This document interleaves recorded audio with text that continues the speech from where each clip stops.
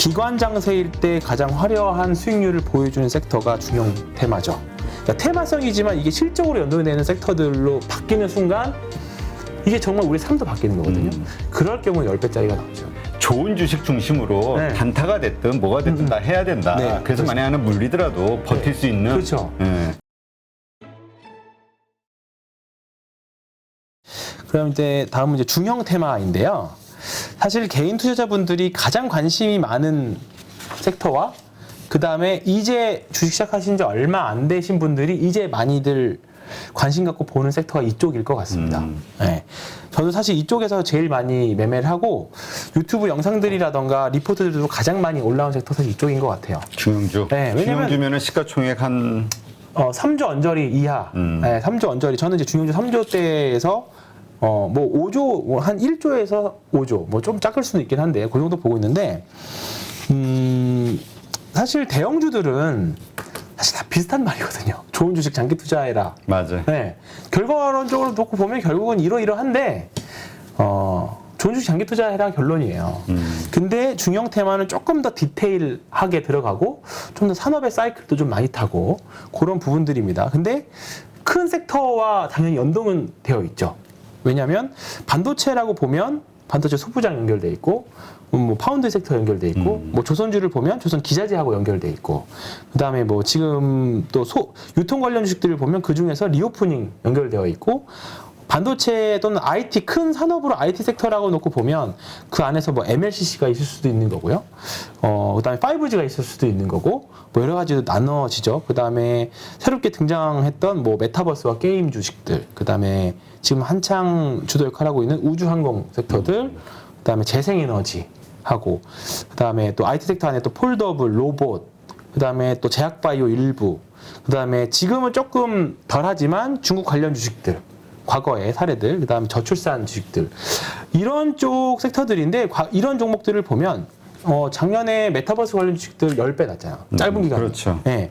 그리고 과거에 보면 5G도 뭐 꽤 시세 많이 난 것도 있었고 그중에 또 화장품 같은 경우에는 또 10배 난 종목도 있었고 템베거라는 종목들은 대부분 사실 우리가 장기 투자 한 10년 장기 투자 10년 20년 장기 투자 10배 먹으면 뭐 당연히 성공적일 수는 있긴 하겠지만 정말 인고의 노력이 필요하잖아요. 근데 중형 섹터에서 잘 고르면 작년에 메타버스와 같은 이제 좀 약간 유동성의 힘하고도 같이 연동이 되면 생각보다 짧은 기간 안에 좀 큰 수익도 낼 수 있는 그런 섹터, 그리고 제가 항상 말씀드리는 주도주의 생로병사와도 연동되는 섹터가 중형 테마입니다. 그리고 특히 요즘 기관 장세일 때 가장 화려한 수익률을 보여주는 섹터가 중형 테마죠. 그래서 이런 종목들은 지금 한창 많이 공부들을 많이 하셔야 되는데 지금 제가 말씀드렸던 반도체 소부장, 파운드리, 뭐 재생에너지, 우주항공, 뭐 메타버스, 전기차, 로봇 이런 섹터들은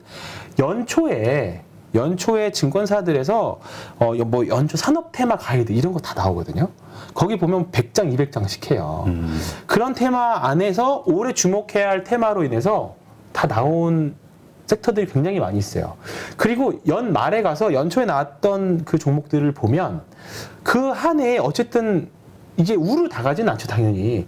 시기별로 분명히 섹터 주도 역할을 했던 종목들이 분명히 나옵니다. 그러니까 상반기에는 로봇들 상대적으로 강했고, 그 다음에 우주항공 주식도 지금 강하고 있고, 그리고 하반기에는 이제 폴더블 좀 기대를 하고 있고, 그 다음에 파운드리 쪽 지금 반도체 소부장 강하고 있잖아요. 그러니까 이게 보면 다 틀렸네가 아니라 큰 틀에서는 다 맞아요. 그 디테일을 잡아가는 작업들은 우리 투자자가 해야 되는 거죠. 근데 너무 범위가 넓고 어려워. 그러니까 그거 어렵다고 손 놓으실 건 아니잖아요. 그러면 안 되죠. 그러니까 이게 주식을 대충 하면 뭐든지 다 사면 다 될 때가 있었고, 이제 지금은 이제 선별을 사야 되는 구간이니까 그런 거고요. 이게 일부 종목들은 당연히 테마성으로 움직일 수도 있습니다. 테마성으로 움직일 수도 있지만, 실적을 동반한 종목들은 템버가 나오죠. 대표적인 게 기억나는 게 2013년, 14년도에 한류 주식들 있죠. 한류 주식 화장품이었죠. 그때 뭐였냐면 화장품하고 그다음에 CJ 그룹주들이 그때 당시에는 이제 화장품 하면 이제 국내 4천만, 5천만 명만 대상으로 팔았었잖아요, 화장품을. 그렇지. 근데 이제 중국 사람들이 우리나라 드라마들을 보고 갑자기 한류 타면서 엄청나게 수출을 하게 됐죠. 뭐 이 얘기는 제가 뭐 벌써 몇 번째 드렸던 것 같은데 그때 기억나는 게 뭐가 있을까요? 아모레퍼시픽만 일단 보고 올까요? 아모레퍼시픽 그때 보면 요때 보시면 아모레퍼시픽 10만 원 하던 게 40만 원까지 올라갔었죠. 예. 예, 요런 사태도 있었습니다. 이렇게. 예, 지금 액면 분할해서 이렇지만 그때 당시에 엄청나게 올랐었던. 그러니까 이때 밸류에이션의 확장까지 나왔던 주식들이 대부분 다 이런 주식들이죠. 그러니까 아모레퍼시픽은 대형 섹터지만 아모레퍼시픽이 10만 원에서 40만 원 갔으니까 그때 밑에 작은 주식들 더 많이 갔죠. 더만 10배까지 뭐 그때 당시에 삼성LNS 같은 또 그리고 마스크팩 만드는 회사들 그런 회사들을 보면 이게 단순한 테마가 아니라 패러다임이 바뀌는 현상이었죠. 물론 뒤에 사드 이슈가 나오면서 다시 주가가 박살이 나긴 했습니다만 단순한 테마뿐만 아니라 실적까지 동반을 해버리면 이게 밸류에이션 확장과 어울리는 실적을 동반하면 우리 흔히 말하는 텐베거들이 나오는 섹터인 거죠. 지금 작년에 나왔던 게 이제 LNF 같은 종목이 그렇게 된 거죠.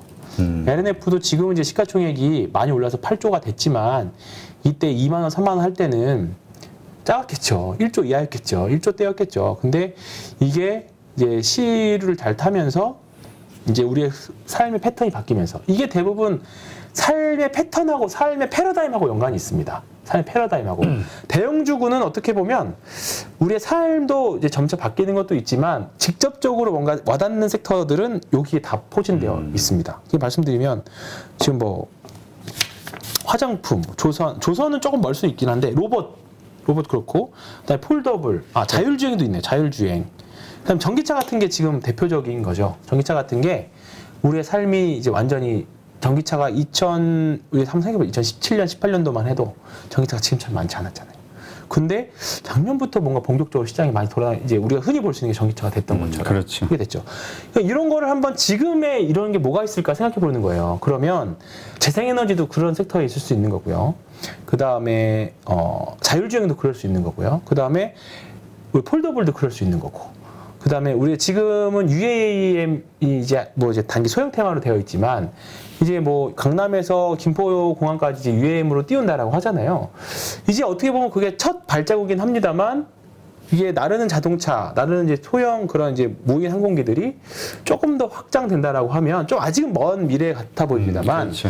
이게 나중에 현실화됐을 경우에는 실적으로 정말 이게 이거 관련 테마로 실적이 된다. 그러니까 테마성이지만 이게 실적으로 연동이 되는 섹터들로 바뀌는 순간 이게 정말 우리 삶도 바뀌는 거거든요. 그럴 경우 10배짜리가 나오죠. 5배, 10배짜리가 나오죠. 그러니까 지금 저도 UAM을 보면서 어떤 생각을 느끼냐면 전기차 테마 2013년, 14년도만 해도 저거 언제 대회였어요. 근데 2017년 생각해보세요. 그때만 해도 전기차 정말 시범주행이었습니다. 시범주행. 근데 지금은 이제 완전 현실화됐죠. 근데 지금 자율주행이 딱 자율주행하고 UAM이 그런 것 같아요. 자율주행이 딱 중간 단계. UAM은 사실 좀 먼 미래 같고, 자율주행 같은 경우에는 지금 상암동만 가도 자율주행차들 돌아다니거든요. 이제 현실화 되려고 계속 노력을 하고 있는 거잖아요. 보면 이제 자율주행 시범 운행하는 도로들도 많이 있고, 근데 이제 그게 현실화 됐을 경우에 관련 섹터들, 뭐 계속 말씀드린 현대오토에버 같은 경우에 딱 지금 3조 원대잖아요. 현대오토에버 같은 경우가 지금 3조 6천인데 이런 주식들이 현대차 그룹에서 자율주행 섹터로 이제 민다라고 하면 여기서 한번 이제 현실화되고 올라간다라고 하면 정말 큰 시세가 될 수도 있는 거죠. 그러면 이제 뭐 바닥에서 4만 원에서 13만 원 됐으니까 이제 2배, 3배, 4배 정도 올라왔는데 충분히 더 갈 수 있는 여지 있고 자율주행과 관련된 또 작은 종목들 그리고 아니면 카메라 이쪽 섹터들을 보면 분명히 더 파괴력은 있을 수 있는 포텐셜은 저는 가지고 있다라고 보는 거죠. 카메라 주들은 툭하면 애플 이슈나 그렇죠. 이러저런 이슈 나오면 그냥 축축 올라와요. 그러니까 LG노텍을 필두로 해서 LG그룹 중에서 그나마 지금 LG이노텍이 제일 잘 버티고 있어요. 그래서 LG이노텍하고 LG전자하고 비교해보면 너무 좀 사실 같은 LG 시리즈인데 근데 LG전자 들고 있으신 분들은 참 그런 면에서 전장이 괜찮은데 그렇죠. 왜 이렇게 자꾸 빠지냐. 오늘 여기 오기 전에도 LG전자 어떻게 되느냐라고 물어보셨어요. 그래서 엉덩이 싸움 하실 거면 가져가셔도 됩니다. 라고 그냥 그렇게만 말씀드려요. 사실 언제 올라올 줄 알아요. 그러니까 애플카가 뭐 빠르면 2024년 정도에 나올 건데 아마 그때 되면 또 들썩들썩이겠죠. 그때까지 간다라고 하면 저는 충분히 가져가도 되는 종목이긴 해요. 근데 단기 투자도 그렇고 장기 투자도 그렇고 뭐 굳이 급할 거는 하나도 사실 없는 구간이거죠. 애플이 그러니까 우리가 전자 제품, 스마트폰이나 이런 것보다 자동차는 더 미세하고 안전하고 연동되어 있기 때문에 공급선을 쉽게 바꾸지 않을 거라고 생각합니다. 그러면 나중에 추후에 언제가 됐든지 간에 뭐 기술 발전이 어떻게 될지는 모르겠습니다만 어떻게 이제 좀 기술의 발전 진화 방향에 따라서 더 빨리 반등할 수도 있고 조금 더 반등할 수도 있고 그렇기는 한데 시장에서는 확실히 자율주행 섹터로 카메라 또는 소프트웨어, 현대오토바 같은 그런 쪽을 조금 더 관심 있게 보고 있는 거죠. 네. 근데 지금 작년에 사실 우리가 메타버스 테마가 엄청 불었었잖아요. 근데 지금 분위기 보면 이제 물론 거품이 다 가라앉았지만 뭐 올 7월부터 8월부터 무슨 그 하드셋, 그 헤드셋 이런 게 이제 나온다. 그래서 오큘러스? 네. 예. 맞나요? 오큘러스인가? 뭐 그런 것도 VR 기기 같은 거죠. VR 근데 사실 그거는 소프트웨어에 대한 문제가 아니라 하드웨어적인 문제잖아요. 저는 그래서 작년에 메타버스로 올랐던 주식들이 하드웨어적으로 올랐던 기업들 사실 별로 없습니다. 대부분 다 소프트웨어에 대한 기대감, 뭔가 흔히 말하는 우리가 뭐라 그러죠? 약간 꿈이 있는 이게 대표적으로 실적을 동반하는 섹터와 동반하지 못하는 섹터의 극명한 차이점이 되는 거죠. 이제 주가는 미리 먼저 선제적으로 올랐는데 알고 봤더니 되게 멀었네 또는 실적으로 돈을 벌려면 되게 멀었네라고 하는 섹터들은 대부분 다 제자리 오죠. 근데 메타버스가 만약에 나중에 더 현실화 된다라고 하면 다시 올라갈 거라고 봅니다. 근데 그거는 시장이 어떻게 발전할지는 사실 그건 모르겠어요, 솔직히. 그리고 작년에 너무 화끈한 시세가 났기 때문에 저는 좀 더 시간 필요하다고 봅니다. 그래서 그렇게 보면 되고 주도주의 생로견사 방점에서 고점에서 물릴 경우에 특히 메타버스처럼 실적이 동반되지 않은 상태로 오르면 정말 오랫동안 시간 여행을 할 수밖에 없는 그렇다고 5월에 버틴다고 내가 산 가격이 고점에서 많이 물렸다라고 하면 올지 안 올지 그 누구도 확답을 해줄 수 없죠. 그래서 될 때 화끈하게는 조금 더 올라가지만 내려올 때는 정말 어렵다. 이번에 다들 경험했잖아요. 메타버스 게임주들 어떻게 빠지는지. 그렇죠. 경험했고 그다음에 70%씩 빠지는 거. 지금 진단키트 주식들이 사실 대표적이었죠. 진단키트 주식들. 시젠만 놓고 보면 정말 화려했잖아요. 시젠. 그렇죠. 실적도 같이 받쳐주면서. 시젠도 받쳐주면서 시젠 보면 이게 대표적으로 올라갈 때 정말 화끈하게 올라갔다가 이제 사실 실적도 받쳐줬죠. 근데 실적에 대한 성장성이 코로나 끝나면 니네 돈 뭘로 벌 건데 또는 지금의 주가를 합당할 수 있는 실적이 나올까에 대한 의문이 붙기 시작한 거죠. 그러니까 이 섹터 중형 섹터들은 한번 붙으면 정말 화끈하게 움직이지만 정말 그 사이클을 정말 잘 타야 되는 무조건 버틴다고 되는 그런 섹터는 아니라고 봅니다. 화장품도 대표적으로 고생하고 있는 섹터고 이것도 마찬가지고 지금 제가 긍정적으로 말했던 우주항공이나 뭐 재생에너지나 뭐 반도체 소부장이나 이런 섹터들도 이렇게 될 수도 있습니다. 가능성들이. 실적을 그에 맞춰서 실적을 못 내거나 지속적인 성장을 담보하지 못할 경우에는 주가들이 굉장히 또 오랫동안 할 수는 있죠. 근데 지금은 일단은 가는 종목이니까, 추세 추종의 관점에서는 충분히 해볼 만한 섹터들은 여전히 하고 있고 그리고 앞으로 아직 우리가 모르는 섹터들이 또 등장할 수 있습니다. 사실 UAM 이런 뭐 개념이라는 나온 게 얼마 되지 않았잖아요. 그렇죠. 기술 발전하고 말씀드렸던 우리의 삶을 바꿀 수 있는 sektor들이 이쪽에서 많이 나오기 때문에 관심을 가지고 보시면 사실 이쪽은 공부도 공부지만 섹터의 산업에 대한 공부도 공부지만 너무 많이 할 경우에 단점이 있습니다. 너무 함몰해서 그치 하나에 빠져 오랫동안 그러니까 이제 결정을 못 내리. 아니 근데 그런 것도 있고 꺾일 때 팔아야 되는데 여러 개를 보다 보면은 거기서 이거 뭘 해야 되나 이 하다 보면은 이제 결정을 못 내리는 거죠. 그러니까 사실 산업이 예를 들어서 작년에 메타버스와 관련 주식들 뭘 사서 다 올랐었어요.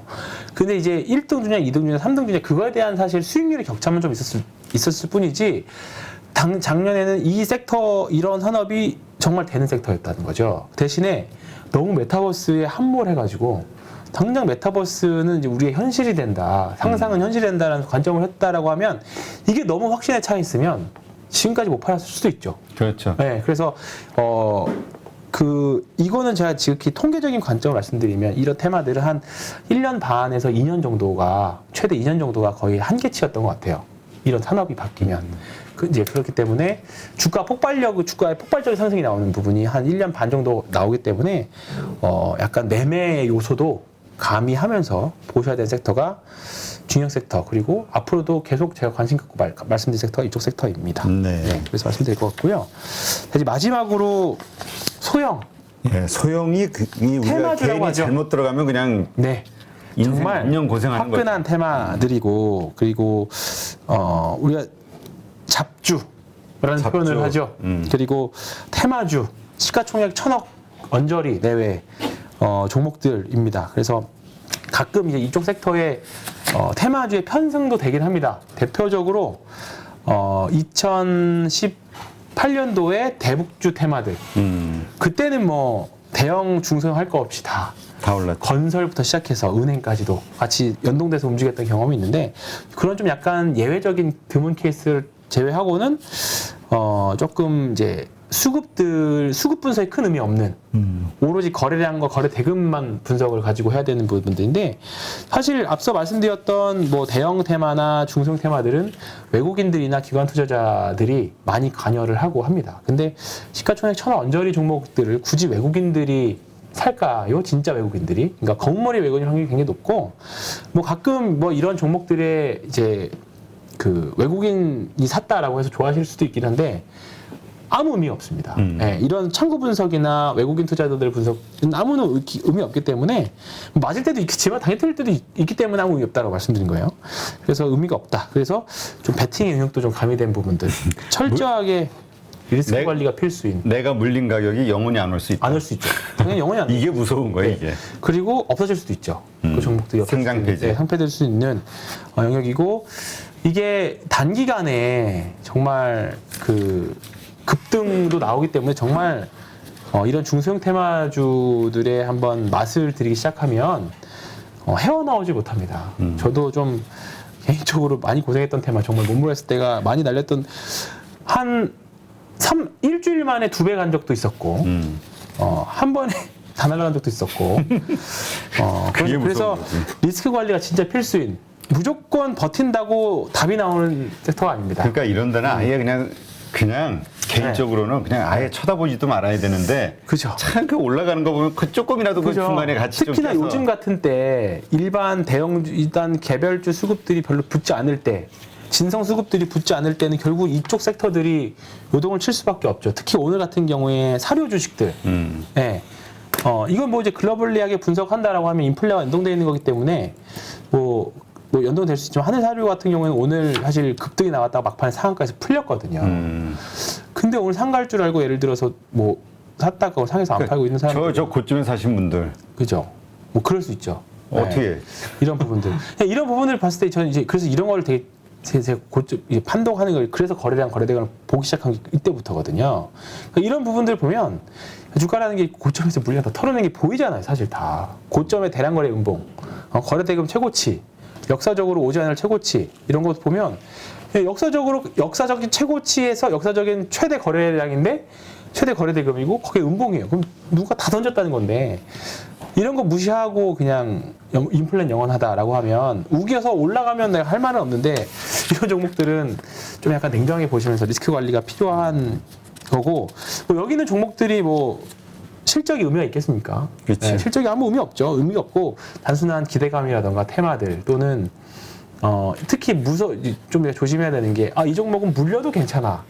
있어요. 물려도 실적이 괜찮으니까 버티면 또 올라와 하는데, 제가 그런 식으로 접근했다가 탈출 못한 종목, 결국은 다 손절로 나왔던 종목들이 굉장히 시간만 버리고 나왔던 종목이 많기 때문에, 테마, 아쉽게도 이 종목 멀쩡한 종목인데 사실 테마주에 껴버리면 되게 골철 빠지는 종목들이 굉장히 많아요. 네, 그래서 그건 조이점은 되게 굉장히 좀 조심스럽게, 정말 배팅 영역이다, 선수들의 영역이다, 이렇게 보시면 될 것 같고, 거래량 분석이 필수적이고, 정말로 이 종목이 정말 그 환호에 차있을 때, 박수 칠 때 떠나라. 박수 칠 때 떠나야 되는 종목들. 예. 그리고 너무 이 종목이 이 한 테마가 세상을 바꿀 거다. 그러니까 제가 문득 생각나는 게 제가 2000년 초중반 그때만 해도 유전 테마들 많이 있었어요. 유전 테마들. 정말 이상한 시가총액 작은 종목들이 이거 아프리카의 어떤 나라와 그거 예전에 뭐 계약을 추정 해가지고 50분 이런 PD 수첩 같은데 그게 많이 나왔던 나왔죠. 것 같은데. 네, 그래서 유전 계약을 해서 얘네들이 그 계약권을 다 가지고 있다. 그래서 얘네들이 이거를 한국에 수출을 하면 한국으로 갖고 오면 돈을 엄청나게 벌 것이다. 또는 뭐 서해안에 뭐 보물선 테마 이런 거 있었고 이런 거 많이 있었거든요. 근데 조금만 생각을 해보면 대기업들도 못하는 거를 어떻게 그렇지. 연예인들이 조그만 어떻게 할까? 중소기업이 어떻게 하냐고. 어떻게 하냐 할 수 있는데 이 종목에 한몰에서 빠져서 막 네이버 그 종목 토론방 보고 막 보면서 막 혼자만의 상상의 날개를 펴죠. 그래서 과도한 상상을 너무 하시면 안 된다. 뭐 그런 관점. 정치 테마주도 여기에 들어가는 정치 거고. 테마주 대표적인 거죠. 근데 올해 진짜 특이해요. 별로 다음 주 안 먹- 지방선거를 올해 대선도 그렇고 정치 테마주가 먹히질 않아요.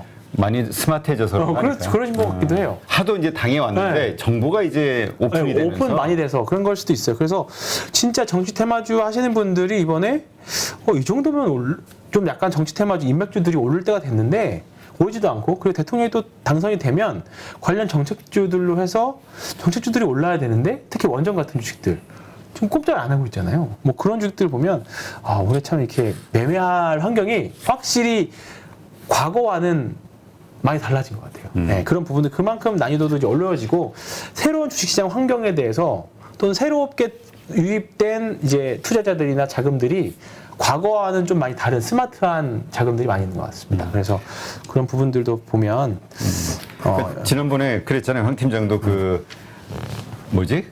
그 근본 있는 주식에 네, 물려도 근본 주식, 물려야. 그렇죠. 네, 맞습니다. 그러니까 네. 우리가 좋은 주식 중심으로 네. 단타가 됐든 뭐가 됐든 다 해야 된다. 네, 그래서 그렇죠. 만에 하나 물리더라도 버틸 수 있는. 그렇죠. 예. 뭔가 안전판 같은 거를 좀 해놓고 가야 되는 거죠. 그래서 우리가 테마를 만약에 관심 있게 보더라도 이러한 것을 바탕으로 한다면 하고, 네. 근데 가능하면 소형 테마는 하지 말자. 그렇죠. 너무 쳐다보지 작은 거. 말자. 네. 지금 시장에서 조금 되는 게 뭐 그 원숭이 두창 관련 주식들 뭐 관련해서 좀 몇 개 종목 움직이는 거 있었고 그다음에 UAM 테마 있었고 그다음에 러시아 재건과 관련된 테마들 그런 거 있어. 그렇죠. 쌍용차 인수와 관련된 테마들 계속 뭐 시장에서 계속 사실 증권 방송 보면 계속 나오잖아요. 오늘 상승 종목, 상위 종목, 거래량 상위 종목 해서 나오는 거 보면 뭐 이런 테마들이 대부분. 아니 근데 그런 걸 보고 저거 사야겠다 이렇게 생각하시는 분들도 꽤 많더라고요. 엄청 많죠. 엄청 많죠. 이게 이해가 잘 안 되는데. 엄청 많습니다. 그래서 대신에 이걸 사실 기술적인 매매로 분석하시는 분들은 정말 다 눈에 보면서 매매하시는 분들 많아요. 그 위에서. 네. 보면 남들 다 따라 붙어올 때 거기다 물량 다 던져버리고 뭐 그런 분들 많이 있기 때문에 정말 여기에는 수많은 고수들과 싸워야 된다. 하여튼 결론. 각오하고 들어가자. 소형 테마 하려면. 좋은 주식 중심으로 우리가 투자를 하자. 그리고 중형 테마 정도까지는 네. 3조 전후에 네. 이 정도 기업들 거기가 사실 개인 투자자들이 주식으로 돈을 벌었다라고 할 수 있는 티를 내기가 가장 좋은 섹터가 이쪽이라고 봅니다. 네, 알겠습니다. 네, 이제까지 신한금융투자 황유연 팀장과 함께했습니다. 우리 파이로 모니터 가족분들은 이런 거 기웃거리지 않으셨으면 그래서 차라리 돈을 좀 일부 안 벌더라도 근데 이렇게 해서 벌면 또 나중에 이걸로 또 그 이상으로 또 잃게 되더라고. 대부분 이제 쳐다보지 말자. 주식하면 패가 망신한다. 라고 하는 주식들이 대부분 다 이거죠. 이렇게 있죠. 네. 이거 이유 있어. 작전이야. 그렇죠. 막 이런 거. 내가 정보를 네. 들었어. 이런 거. 그리고 그 정보는 마지막 설거지성 정보다. 네. 그렇게 보시면 됩니다. 알겠습니다. 고맙습니다. 네. 누구나 1시간 안에 200개 종목에서 좋은 종목을 고를 수 있는 그런 능력을 배양할 수 있도록 제가 도와드리려고 그렇게 하고 있습니다.